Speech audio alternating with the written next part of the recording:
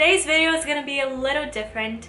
I'm gonna do a book review, and that is something that I don't usually do, but since I read this book and I literally fell in love with it, I felt like I had the need to do this, and also because my English teacher also asked us to do a video, so I'm posting it on my channel because why not? So yeah, so my English teacher is watching this right now. Hi Miss Dale, kisses for you. So yeah, so I had to read this book because of English class. If it wasn't for English class, I wouldn't have known about it, but I'm so glad I did, because I literally fell in love with this book. This is not a hate review at all. Like, I really love this book. So the book is about like 4 teenagers, and it's kind of like a murder mystery kind of book. So if you're into that, you're probably gonna like this book. It's a very like teenage book, so I feel like it really captivates the audience, the young audience, like my age, a little bit older as well, because it has slang words. It is like something that a lot of teenagers could relate to, even though the situation isn't really relatable, but the characters are very relatable to teenagers, and I found that super cool. And when I read the book, I felt like I was a part of it. And my favorite character is Rowan Rojas. I'm gonna tell you the story, guys, but anyway, Rowan is my favorite character. I don't know if that's how you pronounce her name, but that's how I feel like you would pronounce it, you know. I read it on my iPad, and let me just check how many pages. Okay, so it has 270 pages on the iPad, and you get a little extract of the second book. So I was so glad, because it's a sequel. It's not really like just one book, and I had like the thirst of reading the book. I really had to read it, and when I was finishing it, I got a little sad because I didn't know it was a sequel, but now I found out it's a sequel, and it has a little part of the sequel, and I'm so excited to read it, by the way. But anyway, so I've been talking, and I'm not telling you the story, so I'm gonna start from the beginning. The story is at Bayview in California, and it isn't really a big city, so it's in California, of course, so that gets a lot of attention, and it goes on the news and stuff like that. The murder happened in a detention, so that was pretty weird. So all the 4 kids, actually 5 kids, because one of them died, which is Simon Keller, and the other 4 kids, they were brought into detention for no reason. Someone stuck in like cell phones in their backpacks, and the teachers found them, and they were like, you're not allowed to have your phone in class, but that was not their phone. So someone trapped them in detention that day, and they were just all creeped out. They didn't understand why they had cell phones that didn't belong to them in their backpacks. So anyway, the teacher didn't want to hear it. The teacher was like, be quiet, this is attention, shut up. So yeah, so nobody could do anything. So Simon always had his water bottle on him. He's the victim, he's the person who died. So Simon was thirsty, and he wanted to drink water, so he had to take a cup and fill it up with tap water, and apparently there was peanut butter in the tap water, and Simon is extremely allergic to peanut butter, and he has an EpiPen and everything, but like all the EpiPens from the school like disappeared, and that was insane. Like, what? They didn't have a single EpiPen in the whole school when they had like a lot of them before. So when everybody was trying to save Simon, when Simon was having his allergic reaction, he couldn't breathe or anything, everybody was panicking. They were trying to find the EpiPens. Where are them? They disappeared. So they called 911. Tell you guys, before Simon went to drink water, there was a car crash in the school's parking lot. So the teacher who was there for like detention, he went down there to the parking lot to see what was going on, if anyone got hurt, but then the cars just race away. So it was just all very staged, you know what I mean? It was just all very weird. And then Simon drank his water and there was no adult whatsoever to help the teenagers. So when the ambulance gets there, they do what they have to do. They take Simon, and people find out the next day that Simon was dead, that they couldn't really do anything about it.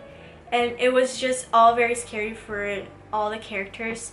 So the 4 characters who are in detention are Addie, Cooper, Nate, and Brown. And Addie, she has a boyfriend. His name is Jake. Addie is just very upset and she goes out of detention. She gets out of detention very upset, doesn't know what's going on. So he comforts her and he says everything is gonna be alright. Then they go to her house and like they chill for a little bit. And Nate and Brown, they went outside. They used to go to school together when they were younger, but they don't really have a lot in common. Like Nate is more like that like punky guy, that like rock and roll, not really rock and roll, but like that guy who doesn't really care about anything. He's kind of like the bad boy from the school. He doesn't have many friends. He just doesn't care. And Brown is a stellar. She really wants to go to Yale because it's a family tradition, and her sister had cancer and it was just all very hard for her, and she felt like she needed to do all those things to make up for like the time that her sister lost at the hospital. So like she had to be the best student, she had to go to Yale, she had to do this, she had to do that for her sister and to everybody around her to be happy. So she put a lot of pressure on herself. As I told you, Nate, he doesn't really care about stuff, but he is a softie at heart. He's like that because his mom, she used to have like psychological problems and she started doing drugs, and that was just very hard for her and for Nate, of course, and she just disappeared one day. His dad became an alcoholic. He basically lived alone. Like, I mean, he had his dad, but his dad was always drunk, and like he had to be very independent since a very young age, since his mom left. And he says his mom died. She didn't really die. It's something you guys are gonna see in the book. It's not really a spoiler, but just saying. She didn't really die, but Nate believes she's dead because she never appeared again. So yeah, so they were talking about his mom dying from this car crash, and she was talking about her uncle, if I'm not mistaken. It's in the beginning of the book, so I don't really remember clearly, but anyway, they're talking about that. And Cooper, he's just gone. I don't know what he did. They don't really talk about what happened with Cooper after all this situation happened, but he was very upset, of course. So so this is kind of like the story, like what happened with the characters after the murder. And like, as I told you, press started getting into the murder situation. They were all very interested, and the police was all up on them, like interrogating them, and they kept saying to each one of them like, you can be the first one to give us information, tell us everything you know, and we can help you out on this one. So the police just wanted to like kind of bribe them. Not really, they just really wanted information. And they were saying like if they were the first one, the only one to accept to work with the police to find out who killed Simon, they would give like kind of like a free pass. Not really, but they would help them with the situation.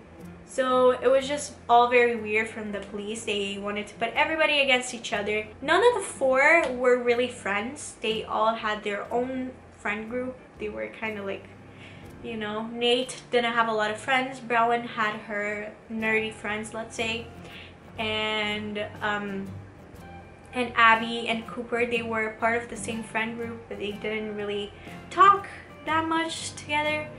But anyway, so yeah, so the police was very like on them and put a lot of pressure, and for teenagers that just isn't the best. Someone created a Tumblr account and that Tumblr account started like tweeting, let's say. So this book has a lot of information. Something that I didn't tell you guys, Simon has a blog. It's called About That, and About That is a blog about all the gossips from school. So this book is very interesting. It's kind of like a mix of Pretty Little Liars, The Breakfast Club, and Gossip Girl. So Simon was the gossip girl from the school. So he had a blog and everybody knew it was him. It was called About That, and like all the times when he wrote something, they were true. Like all the gossips, they were 100% true. So it was a reliable source, and About That destroyed a lot of people's lives. One of the girls got like a huge secret like leaked, and she wanted to kill herself. So Simon wasn't really the best person. He just wanted to fit in. He wanted to be a part of the popular group, but he couldn't really fit in because he was kind of weird, let's say. So he just wanted to use About That to get to them and to be like as known, as famous as them. So that's something really important to think, to remember about Simon when you're reading the book. He just really wanted attention. So yeah. So those Tumblr posts were pretty much, they really sounded like Simon. Like it was like the same structure as About That, but there was a twist. They wrote as if it was one of the people in the detention, like one of the four. Even though it sounded like Simon, Simon was dead. It couldn't be Simon. But they talked as if they were in the detention with Simon. So the police just thinks it's one of the four, and yeah, it's just very hard. And they're called the Bayview Four because they become a squad. They try to find out what's going on and stuff like that.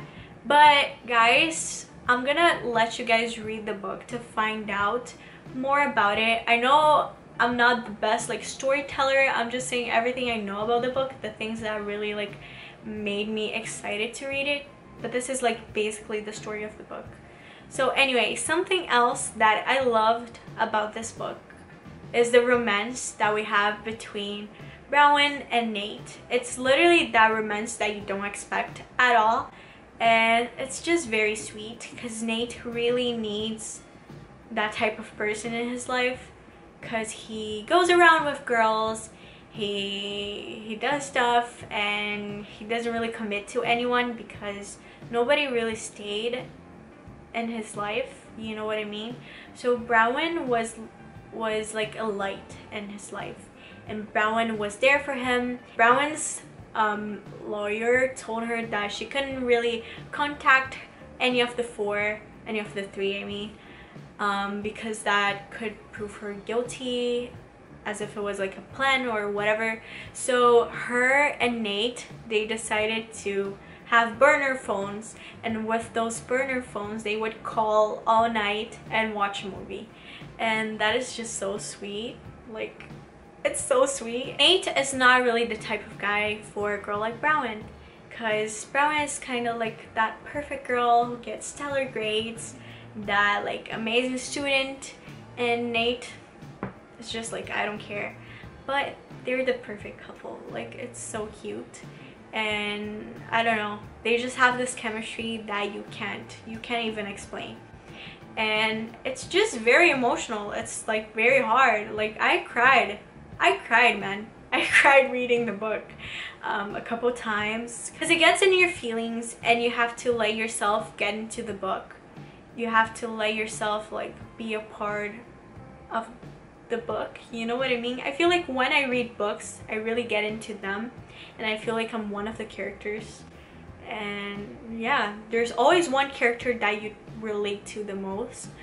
I don't really relate to Rowan, but she's my favorite character, so I kind of saw myself as her. It was not a family tradition in my family, but anyway, I just really felt like Rowan, like the type of girl I would want to be friends with. She's so sweet. She does everything to help Nate with his problems, and she's just always there for him.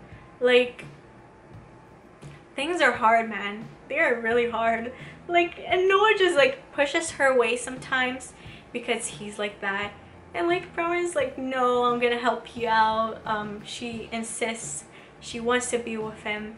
Like their first kiss was literally so magical. I know it's just a book, but I was reading it and I was like, I was feeling the butterflies. Like I got in it.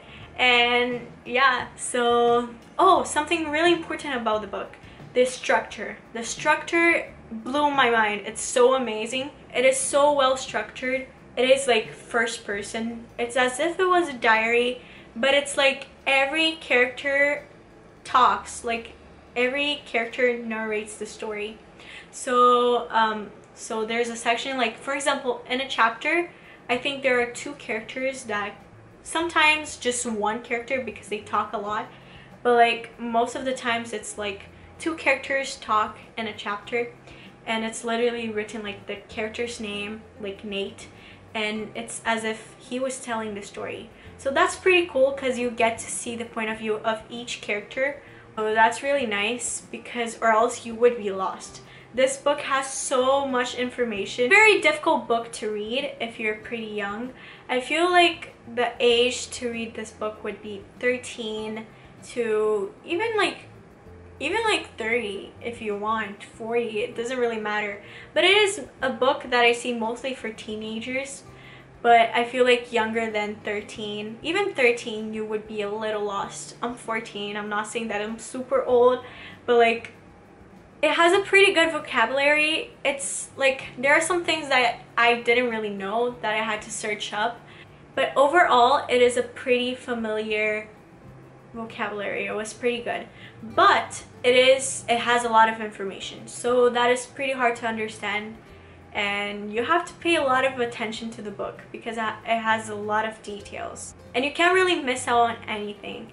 I don't know, I just really love this book. It is really, really, really good. So yeah, I talked a lot. Thanks for watching my video. Thanks for having the patience. And if you get a chance to read the book, please read it. It was like, I believe it was like $4.99. It was pretty cheap. And it is such an amazing book. Like, you won't regret it. So the name is One of Us is Lying. Best book I've ever read. Not to be dramatic, but this was the best book I've ever read. I sound so dramatic, but I'm not lying. It is a very good book and I really loved it. So that's it, guys. I hope you guys enjoyed my book review. This book is definitely a 10 out of 10. I want to say a 9 because I feel like I'm being like too much, but it's a very good book. So 10 out of 10. Please read this book. It's amazing. So kisses for y'all. Thank you so much for watching my video. See you next time. Peace.